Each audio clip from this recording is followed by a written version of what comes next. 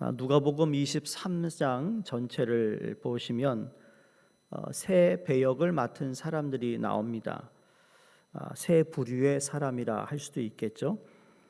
읽진 않았습니다만 1절에서 7절에서 배역을 맡은 사람은 산헤드린의 공의회의 지도자들이었습니다. 두 번째 배역은 오늘 읽은 8절에서 12절까지 나온 헤롯입니다. 예수님께서는 대제사장 관저에서 하속들에게 밤새도록 수모를 당하시고 새벽에 산헤드린 공의에서 불의의 재판을 받으셨습니다. 세 번째 배역은 오늘 읽은 이 13절부터 25절에 나오는 빌라도라는 사람입니다. 총독 빌라도 앞에 서기까지 누가복음 22장 63절 이하로 보시면 예수를 희롱하고 때리고 그의 눈을 가렸다 그랬습니다. 소위 장님 때리기 놀이입니다.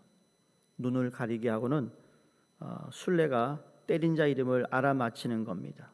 옛날에 우리 눈 감고 어느 손가락이 이게 맞히는 거 있잖아요. 근데 그건데 이거는 때리는 겁니다. 때려서 누가 때린 것 같아 이렇게 해서 맞히는 거예요. 그러니까 얼마나 참 이 예수님이 어떠한 분이세요? 아마 주님은 자기를 치는 자들이 누구인지 다 알고도 능히 알고도 남았을 것입니다. 그들의 이름뿐만 아니라 그들의 마음의 생각까지 더 나아가 깊은 비밀까지 들춰낼 수 있는 분이셨어요. 그런데 이사야 선지자의 예언처럼 마치 털 깎는 자 앞에 잠잠한 양같이 그 입을 열지 아니하였다라는 예언으로 성취하게 합니다. 말씀을 성취하세요. 성경을 보면 예수님과 복된 만남이 참 많이 기록되어 있습니다. 그런데 오늘 본문은 정반대되는 인생의 만남을 발견합니다. 예수님께서 성경에서 예수님을 만난 모든 사람들을 보면 그들의 인생이 바뀌는 역사가 있었어요. 예를 들어 세리장이었던 삭개오는 예수님을 만난 후에 그의 인생이 완전히 바뀝니다. 십자가에 달렸을 때도 양쪽에 십자가 달렸던 두 강도 역시 물론 한 강도는 주님을 인정하지만 다른 강도는 야 네가 메시아라면 너 먼저 구원해봐라 라고 빈정댔습니다. 그러나 결국 그 십자가의 처형장에서 예수님을 진정으로 만난 사람은 하늘나라에 갔고 그렇지 못한 강도는 영원히 죽어버렸다라고 성경이 말합니다. 오늘 성경에도 그와 유사한 인생이 있음을 알려주는데 인생이 있어서 최고의 만남을 최악의 만남으로 끝내는가 하면 어리석은 이 헤롯과 빌라도의 모습에서 발견합니다. 얼마나 복된 만남이었어요. 근데 복된 만남이 그들이 저주가 되는 그러한 만남으로 이상한 만남이 되었다라는 거죠. 우리가 살아가면서 많은 사람을 만납니다. 여러분, 만남은 기회입니다. 이 모세를 공부하다 보면 모세는 참 복이 많은 사람이에요. 그 당시 어린아이가 남자가 태어나면 다 죽이는데 자기만 유일하게 어떻게 보면 모세는 자기 또래 친구가 없는 거예요. 같은 나이 또래 친구가 없다라는 거예요. 그 얼마나 외롭겠어요? 어머니를 잘 만나요. 누나를 잘 만났어요. 바로 공주의 만남이 있었어요. 그리고 앞으로 바로 왕의 그 계승을 이어갈 수 있는 사람에까지 올라가요. 다 좋은 만남이에요. 결혼도 했어요. 도망가서 광야에서. 그런데 그 장인어른도 참 좋은 분인 거예요. 근데 아무리 이 세상에서 좋은 만남이 있어도 하나님을 만나기 전까지는 복된 만남이 아니라는 거잖아요. 모세가 모세 될 수 있었던 건 하나님을 만났기 때문이에요. 우리가 아무리 이 세상에 좋은 친구, 나하고 마음이 통하는 좋은 만남이 있어도 여러분 하나님을 만나지 않으면 아무것도 아니라니까요. 그래서 모든 일이 여러 가지 형태의 만남을 통해 이루어지는데 특별히 주님과의 만남은 크나큰 은총의 기회가 될 수 있었습니다. 여러분 가련한 소경 바디메오가 그렇게 사모하던 주님을 길가에서 만나 눈을 뜨게 되는 기적을 체험합니다. 아마 헤롯도 오늘 본문 보니까 처음은 예수님을 만나는 것이 기뻤다 그랬습니다. 헤롯에게도 주님을 만날 수 있는 기회가 온 거예요. 그런데 어떻게 됐습니까? 헤롯이 가지고 있었던 예수님을 만나려고 했던 건 정말 유치하고 말도 안 되는 이야기를 성경이 우리에게 얘기합니다. 예수님께서 행하신 수많은 이적의 사실들에 대한 소문을 들었기 때문에 이적 행하심을 보고 싶은 호기심에서 예수님을 만나게 된 것을 심히 기뻐했다라는 겁니다. 그러나 예수님은 그의 호기심을 충족시켜 주시고자 이 세상에 오신 것이 아니잖아요. 그래서 아무 말도 하지 않으셨습니다. 수많은 고발을 했는데도 불구하고 아무 말을 하지 않았습니다. 그래서 그 다음 업심여깁니다. 예수님을. 이적 행하심은 하나님의 영광을 나타내기 위함이지 메시아로 믿게 하고자 하심이지 여러분 누구에게 보이려고 하는 게 아니라는 거죠. 주님의 행하시는 이적을 마치 마술사가 행하는 것처럼 재미로 보듯 인간적인 흥미를 충족시키려는 호기심에서 바라본다면 그건 어리석은 생각을 지나 하나님 앞에 불경죄를 범한 것이기 되는 것입니다. 그러니까 그러한 쓸데없는 호기심 까닭에 진정으로 만나 뵈어야 할 예수님을 만날 수가 없는 겁니다. 오늘날도 그런 믿지 않는 무신론자들이 그럽니다. 내 앞에 하나님이 딱 나타나봐. 그럼 내가 믿을게. 그런 말 많이 듣잖아요. 하나님이 살아계시면 좀 이거 좀 해봐. 그럼 내가 믿는다니까. 왜 그걸 못 하실까? 하나님이 하실 수 있는데 안 하시는 거예요. 하나님이 기적을 왜 오늘도 행하지 않으세요? 하시죠. 헤롯은 예수님 만나게 될 사실을 심히 기뻐 여겼으나 결국 그의 영혼에 유익한 기회를 삼지 못했던 어리석은 사람이 됩니다. 그의 영혼이 주님 앞에 새로워질 기회였는데 결국 주님을 업신여기고 희롱하여 도로 빌라도에게 보냅니다. 이것은 마치 좋은 마음으로 신앙생활을 시작한 자가 끝내는 가장 악하고 비열한 배교자로 돌아서는 모습과 같습니다. 여기서 우리가 묵상할 것이 무엇인가? 오늘 우리들의 모습은 어떠한가입니다. 주님께 대한 공경의 마음이 날이 갈수록 더해가고 있습니까? 헤롯은 주님을 만난 절호의 기회를 인간적인 생각, 자기 욕구, 충족만을 생각하다가 무익하게 낭비했습니다. 여러분, 교회를 나올 때 내가 무언가를 얻기 위해 나온다? 그게 아니라 내가 주님 앞에 얼마나 더 하나님을 공경하고 그분을 경외하고 그분을 향한 그분의 뜻이 무엇인지를 살피는 여러분 그런 마음으로 우리는 신앙생활을 해야 되고 주님을 찾아야 될 줄로 믿습니다. 그래서 은총의 기회를 이 헤롯은 안타깝게도 그 모든 것을 다 잃어버리게 되죠. 그래서 총 5번의 재판 끝에 이제 마지막으로 빌라도 앞에 다시 서시는 예수님의 최종 판결을 받게 되는 내용이 이제 13절부터 이어지는데 자, 빌라도가 다 알아요. 14절 보세요. 이 사람에게서 죄를 찾지 못했다. 또 15절에도 죽일 일이 없다라고 그렇게 알고 있습니다. 예수님께서 죄인이 아니다. 결코 십자가의 처형 따위의 형벌을 받을 이유가 없는 사람이다. 로마법에 따르면 예수님은 사형죄에 해당하지 않는다였습니다. 그 당시에 유다 율법의 어떤 죄로 말미암아 율법의 법으로 예수님을 잡으려 했고 그 예수를 죽여야 되는데 로마가 제국이 그 유다 이스라엘을 통치하고 있으니까 이 로마의 법을 무시하고 죽일 수는 없기 때문에 빌라도에게도 데려갔던 거예요. 어떻게 하든지 죽이려고 말이죠. 이게 뭐예요? 사단이 어떻게 하든지 우리를 속이고 죽이고 멸망시키려는 그 계획과 똑같다라는 거예요. 우리 잘 되는 거 누가 제일 싫어할까요? 마귀가 사단이 제일 싫어요. 여러분이 결단하고 신앙생활에 조금 업그레이드되는 생활을 하려고 그럴 때 마귀가 딱 시험을 주는 일이 그런 거예요. 여러분에게 교회에 대해서 정 떨어지게 하는 일들이 다 그런 거예요. 그럴수록 하나님을 만나야겠다는 마음을 우리가 강하게 먹어야 된다는 사실을 잊지 마시기 바랍니다. 자, 죄가 없으면 풀어줘야 되는데 때렸다라는 내용이 2번 나옵니다. 예수님을 때립니다. 예수님을 때리겠다고 한 말은 다른 게 아니에요.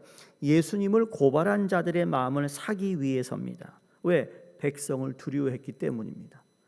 아니 그 강한 로마 제국의 총독 빌라도가 무슨 그 속국인 이스라엘의 백성들을 두려워하겠어요? 근데 거기에도 그럴 만한 이유가 있었던 겁니다.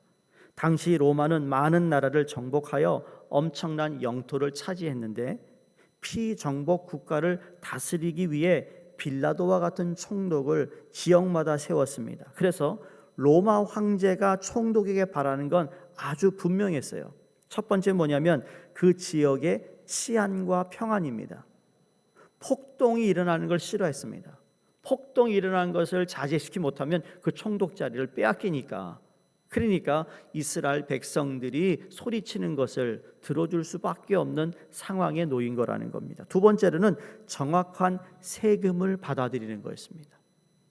밀란이 일어나 시끄러워 소리가 들리거나 반역이 일어났다는 소리가 로마에 들리면 이 총독은 황제 눈앞에서 이제 눈에 밖에 나는 것이 되는 것이죠. 그럼 소동이 크게 일어나면 큰 낭패를 입을 수 있는 상황이었기에 무죄라는 정확한 판결과 상관없이 예수님의 태형을 내립니다. 때렸다라는 거예요. 자기 자리를 지키기 위해서. 18절에 보세요. 무리가 일제히 소리질러 이르되 이 사람을 없이하고 바라바를 우리에게 놓아주소서 하니 이 바라바는 성중에서 일어난 밀란과 살인으로 말미암아 옥에 갇힌 자로라. 갑자기 바라바를 놓아주고 예수를 죽이라고 말하고 있습니다. 여러분, 누가복음의 이 누가의 설명대로 바라바는 밀란을 꾸미고 살인자입니다. 어떻게 보면 그 당시에 유명한 죄수였습니다. 이 사람 이름만 대면 모르는 사람이 없을 정도로 다 아는 그러한 사건에 연관된 사람이라는 거죠. 그런데 유대인의 명절이 되면 총독이 그 백성이 요구하는 죄수 한 사람을 놓아주는 자비를 베푸는 전례가 있었다고 마태복음에 기록되어 있습니다. 마치 우리나라 광복절 특사와 같이 특별 사면 제도가 있는 것과 같은 겁니다. 미국에도 대통령이 퇴임하기 전에 상을 주거나 풀어줄 사람을 골라서 모든 것을 죄를 없애주는 일이 있잖아요. 사면해 주는 게 있는데 그런 거였다라는 거죠. 그래서 빌라도는 백성에게 묻습니다. 너희는 내가 누구를 너에게 놓아주기를 원하느냐? 이게 마태복음에 나오는 내용이에요. 바라바냐 그리스도냐 했더니 우리는 바라바를 원한다. 그리고 예수를 죽여라. 이렇게 외쳤다고 기록되어 있습니다. 여러분 어떻게 생각하세요? 당연히 누구를 내어주어야 할까요? 무죄 판결을 받은 예수님 아니겠어요? 그런데 사람들은 예수님을 가리켜 이 사람을 없이 하고, 다시 말해 죽이고 바라바를 우리에게 놓아주소서 말합니다. 충격적인 반응이 아닐 수 없습니다. 이 내용을 사도행전 3장 13절 15절에서 이렇게 다시 증언합니다. 들어보세요. 너희가 그를 넘겨주고 빌라도가 놓아주기를 결의한 것을 너희가 그 앞에서 거부하였으니 너희가 거룩하고 의로운 일을 거부하고 도리어 살만한 사람을 놓아주기를 구하여 생명의 주를 죽였도다. 베드로가요 설교하기 시작하는데 설교의 내용은 예수 그리스도가 어떻게 죽었고 예수 그리스도가 왜 부활했고 왜 예수를 믿어야 되는 내용을 설명하는 설교 가운데 이 내용이 담겨진 겁니다. 백성들은 얼마나 무지한지 의로운 예수님을 죽이고 살인자를 놓아주기를 일제히 소리질러 구했다. 생명은 빼앗은 자를 원하고 생명의 주를 거절한 것이다. 성도님, 우리에게도 이런 죄가 있습니다. 유대 종교 지도자들처럼 시기하는 죄가 우리에게도 있습니다. 빌라도처럼 사람을 두려워하는 마음이 우리를 매 순간 위협합니다. 이스라엘 백성처럼 하나님을 알지 못하고 무엇이 선인지 분간하지 못하는 무지함이 은연중에 우리 삶에 만연합니다. 우리는 날마다 이런 죄에 넘어지죠. 어떤 죄일까요? 분노하고 비방하고 용서하지 않고 감사하지 않고 등등입니다. 그래서 이 죄를 아무렇지 않게 당연한 것처럼 여기기도 합니다. 하지만 바로 이 죄가 무지한 예수님을 죽음에 이르게 한 장본이라는 사실을 우리가 절대로 잊어서는 안 된다는 겁니다. 우리의 죄 때문에 예수님이 고난을 받으셨다는 사실을 기억해야 된다는 것이죠. 죄는 반드시 회개하고 돌이켜야 하는 겁니다. 예수님이 당하시는 고난의 무게를 측량해 보세요. 그 죄는 결코 가볍지 않았습니다. 아무리 우리 눈에 작아 보일지라도 우리의 죄가 무죄한 예수님을 죽음까지 몰아갔다라는 것, 우리가 잊어서는 안 된다는 것입니다. 일전 하나 훔친 것, 마음으로 누구를 미워하고 시기하고 욕하고 비방한 것, 그것 때문에 예수님이 십자가를 지셨다라는 거예요. 그분은 죄가 없는 내 말이죠. 그러면서 오늘 여러분에게 마지막으로 우리가 묵상하고 기도하고 싶은 것은 이겁니다. 23절을 다시 보겠습니다. 함께 읽습니다. 그들이 큰 소리로 재촉하여 십자가에 못 박기를 구하니 그들의 소리가 이긴지라. 누구의 소리가 이겼어요? 그들이 누굴까요? 저는 이 말에 너무 큰 충격을 받았습니다. 이 말씀이 이곳에 있었는지도 이번에 알았어요. 이 말에 마음이 안타깝고 아프더라고요. 하나님의 소리보다 인간의 소리가 이겼다라는 말이거든요. 한때 한국에도 목소리 큰 사람이 이긴다 말이 있지 않습니까? 접촉사가 났는데 목소리 큰 사람이 이긴대요. 학교를 가도 목소리 큰 애가 이긴대요. 한때 교회에도 목소리 큰 사람이 이긴다라는 이야기가 있을 정도로 목소리가 큰 사람이 이긴다. 이건 좋은 말이 아니잖아요. 목소리가 큰 사람 때문에 힘없이 삶의 의욕을 잃어간 사람들이 얼마나 많이 있습니까? 목소리가 큰 사람 때문에 억울한 상태로 살아가고 있는 사람이 오늘도 있지 않습니까? 목소리가 큰 사람 때문에 평생 인생을 망친 사람들도 있다라는 겁니다. 목소리가 큰 사람 때문에 마음에 큰 상처를 받아 사람 만나기를 꺼려하고 두려워하는 사람도 있지 않습니까? 내가 큰 소리를 내어 그 누군가를 아프게 하고 상처를 준 적은 있습니까? 없습니까? 라고 묻습니다. 우리 믿는 사람은 하나님의 소리로 승리해야 하는데 자꾸 육의 소리가 크게 들리니 이게 얼마나 큰 심각한 문제가 아닐 수가 없습니다. 성도님들, 누구의 소리가 들리나요? 빌라도는 결국 어떤 결정을 내리죠? 24절에 빌라도가 그들이 구하는 대로 하기를 언도합니다. 25절에 옥에 갇힌 자를 놓아주고 예수는 넘겨주어 그들의 뜻대로 하게 하니라. 무엇이요? 그들의 큰 소리가 이긴 거예요. 성도님들, 우리는 우리에게 들려야 할 소리는 분명히 하나님의 음성이고 말씀이고 성령인 줄로 믿습니다. 인간의 소리가 교회에서 이기면 안 된다는 겁니다. 인간의 소리가 크게 들리면 안 되는 것이 교회고 하나님의 나라입니다. 그러므로 우리는 하나님의 소리가 들리기 위해 내 육의 소리를 하나님께서 주신 은혜와 말씀으로 다스림을 받아야 된다는 사실을 잊지 않기를 부탁드립니다. 그래서 어떻게 되죠? 결과가 진리가 희생되었습니다. 어둠만이 존재하는 이 세상에 주님께서는 참 빛으로 오셨는데, 주님은 걸어다니는 진리이셨는데 빌라도의 타협으로 인하여 진리신 예수님이 처형되신 겁니다. 그 결과 무엇이죠? 빌라도는 저주를 받게 되었습니다. 십자가의 처형의 결과는 유대 민족에게 엄청난 저주로 임하고, 더 큰 저주는 우리가 신앙 고백할 때마다 빌라도가 한 이 타협, 빌라도가 그 큰 소리에 타협하여 그 큰 소리로 하여금 이기게 했던 장본인이 되어 그는 지금까지도 본인은 너무너무 힘들겠죠.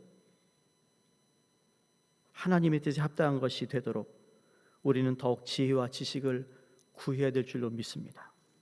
성도님들, 우리는 빚진 자입니다. 그리스도의 헤아릴 수 없는 사랑에 빚을 진 자들이다라는 거죠. 죄에게 져서 죄가 원하는 대로 살지 않기를 바랍니다.